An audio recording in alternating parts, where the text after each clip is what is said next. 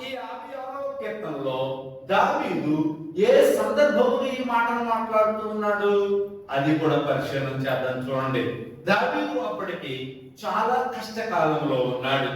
దావీదు అప్పటికి రాజుగా లేడు, కానీ రాజుగా లేదు కానీ ఇక రాజు కావడానికి దగ్గరగా ఉన్నాడు దావీదు.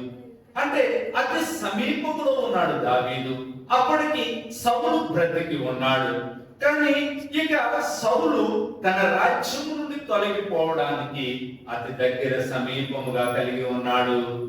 ఆ సౌలు దావీదు రాజ్యానికి అధికారిగా కలిగి ఉండటానికి దగ్గరగా ఉన్నాడు.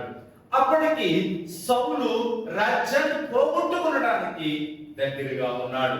అనగా సౌలు అప్పటికి తన ప్రాణమును పోగొట్టుకునడానికి దగ్గరగా ఉన్నాడు అనేటువంటి విషయాన్ని గమనించినట్లయితే అక్కడ 56వ కీర్తన ప్రారంభంలో మనం చూస్తూ ఉన్నాము.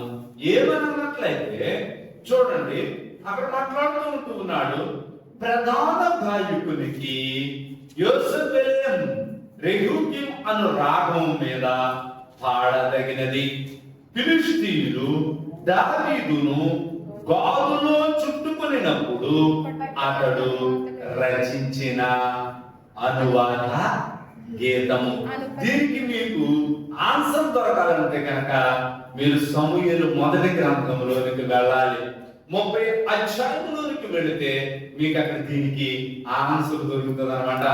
ఎందుకన్నట్లయితే దావీదు ఎవరైతే దావీదుకి ఆశ్రయం కల్పించి ఉన్నాడో, ఏ రాజు అయితే ఆశ్రయం కల్పించి ఉన్నాడో ఆ రాజుతో పాటు యుద్ధ భూమిలోనికి దావీదు గాదును విడిచిపెట్టి వెళ్ళిపోయాడు. వెళ్ళిపోయిన తరువాత అక్కడ ఆ దావీదును చూసి అనేక మంది ఫిలిష్తీయులు ఏం చేశారంటే